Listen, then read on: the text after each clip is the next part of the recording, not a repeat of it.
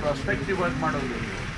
ಅದರಿಂದ ಮುಂದಿನ ಇವತ್ತಿನಿಂದ ಆಚೆಗೆ ಯಾವುದೆಲ್ಲ ಕೇಸಸ್ ಬರುತ್ತೆ ಅದನ್ನು ಆ ಕಾನೂನು ಅಡಿಯಲ್ಲಿ ರಿಜಿಸ್ಟರ್ ಮಾಡ್ತಾರೆ.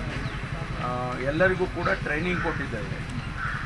ಎಲ್ಲ ಪೊಲೀಸ್ ಕಾನ್ಸ್ಟೇಬಲ್ಸಿಂದ ಹಿಡಿದು ಆಫೀಸರ್ಸ್ವರೆಗೂ ಟ್ರೈನಿಂಗ್ ಕೊಟ್ಟಿದ್ದೇವೆ. ಒಂದು ಆ್ಯಪ್ ಕೂಡ ಕ್ರಿಯೇಟ್ ಮಾಡಿದ್ದೇವೆ.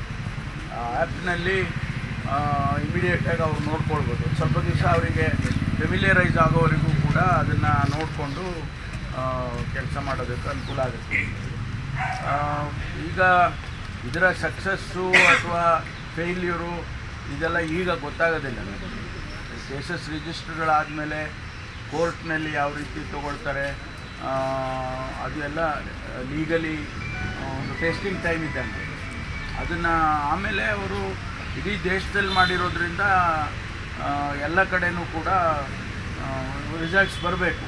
ಬಂದಾದಮೇಲೆ ಅದಕ್ಕೆ ಪರ ವಿರೋಧ ಅಥವಾ ಅದರಲ್ಲಿ ಏನಾದರೂ ಫೇಲ್ಯೂರ್ಸ್ ಇದ್ದರೆ ಅದನ್ನು ಸರಿಪಡಿಸ್ಕೊಳ್ಳೋದಕ್ಕೆ ಎಲ್ಲ ಮಾಡ್ತಾರೆ. ಭಾಳ ವರ್ಷಗಳಿಂದ ಇದ್ರ ಬಗ್ಗೆ ಚರ್ಚೆಗಳಾಗ್ತಾಯಿತ್ತು. ಅದನ್ನು ಮಾಡಿದ್ದಾರೆ.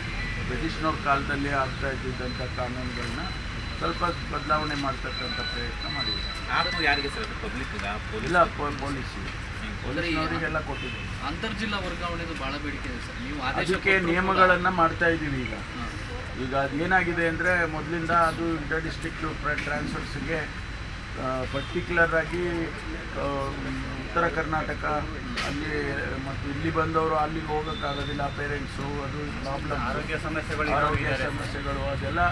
ಅದಕ್ಕೋಸ್ಕರ ಒಂದು ನಿಯಮಗಳು ಇರಲಿಲ್ಲ ಇಲ್ಲಿವರೆಗೆ. ಅದಕ್ಕೆ ನಿಯಮಗಳನ್ನು ಮಾಡ್ತಾ ಇದ್ದೀವಿ. ಆದಷ್ಟು ಶೀಘ್ರವಾಗಿ ಮಾಡಿ ಅದು ಮತ್ತು ಪತಿ ಪತ್ನಿಯದ್ದು ಎರಡನ್ನೂ ಕೂಡ ಹೊಸ ನಿಯಮಗಳು ಮಾಡ್ತೇವೆ. ಮಾಡಿದ ಮೇಲೆ ಅವರಿಗೆ ರಿಕ್ವೆಸ್ಟ್ಗಳನ್ನ ಕೊಡ್ಬೋದು. ಅಂದರೆ ಅದು ಕಾನ್ಸ್ಟೇಬಲ್ಗಳದ್ದು ಆಗ್ತಾ ಇಲ್ಲ, ಬೇರೆ ಅಧಿಕಾರಿಗಳು. ಅದನ್ನೇ ನಾನು ಹೇಳಿದ್ದೆ, ಕಾನ್ಸ್ಟೇಬಲ್ಸಿಗೆ ಸಂಬಂಧಪಟ್ಟಾಗಿ ಸಬ್ ಇನ್ಸ್ಪೆಕ್ಟ್ರದು ಅಥವಾ ಇನ್ಸ್ಪೆಕ್ಟರ್ಸ್